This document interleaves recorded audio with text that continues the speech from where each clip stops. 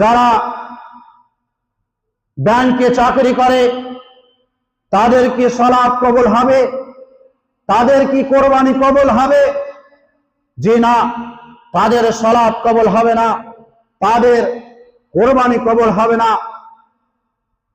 একটি হাদিস আপনাদের সামনে যদি আমি বলি তাহলে আপনারা বুঝতে পারবেন। জাবির রাদিয়াল্লাহু তাআলা আনহু হাদিসটি বর্ণনা করেছেন, লানা রাসূলুল্লাহ সাল্লাল্লাহু আলাইহি সাল্লাম, রাসূল সাল্লাল্লাহু আলাইহি সাল্লাম অভিশাপ করেছেন। রাসূল সাল্লাল্লাহু আলাইহি সাল্লাম লানাত করেছেন আকিলার রিবা, যারা সুদ গ্রহণ করবে, যারা সুদ খাবে তাদের প্রতি আল্লাহ রাসূল সাল্লাল্লাহু আলাইহি সাল্লাম লানাত করেছেন। ওয়া মুকিলাহু, যারা সুদ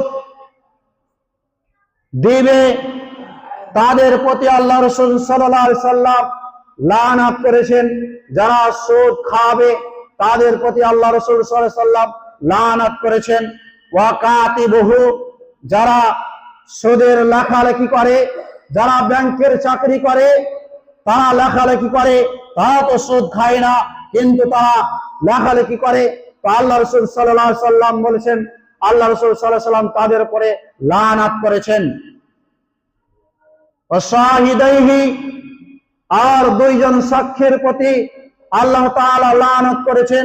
আমি আপনার কাছে সুদ নিলাম, আমি একজনকে সাক্ষী রাখলাম, আর আপনি একজনকে আমাকে সুদ দিলেন, আপনি একজনকে সাক্ষী রাখলেন, সেই দুইজনের উপরে আল্লাহ রাসূল সাল্লাল্লাহু আলাইহি সাল্লাম লানাত করেছেন।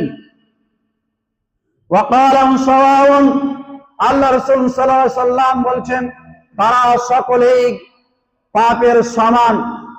যে সুদ খাবে আর যে সুদ খাওয়াবে, যে লিখবে আর যে দুইজন সাক্ষী থাকবে, আল্লাহ রাসূল সাল্লাল্লাহু আলাইহি সাল্লাম বলছে তারা সকলেই সমান। আন আব্দুল্লাহ ইবনে হামদালা রাদিয়াল্লাহু তাআলা আনহু গাসিলুল মালায়েকা, আন আব্দুল্লাহ ইবনে হামদালা রাদিয়াল্লাহু তাআলা আনহু বলছেন গাসিলুল মালায়েকা, যাকে এমন একজন ফেরেশতা যাকে ফেরেশতারা গোসল দিয়েছিলেন, তিনি হাদিসটি বর্ণনা করছেন। তিনি কি বলছেন?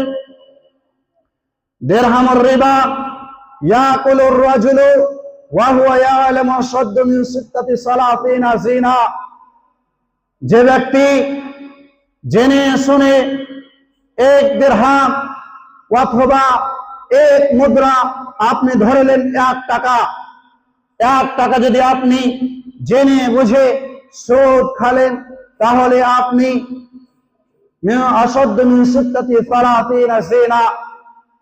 36 বার জিনা করে যা পাপ না হয়, 1 টাকা সুদ খেলে তা পাপ হয়।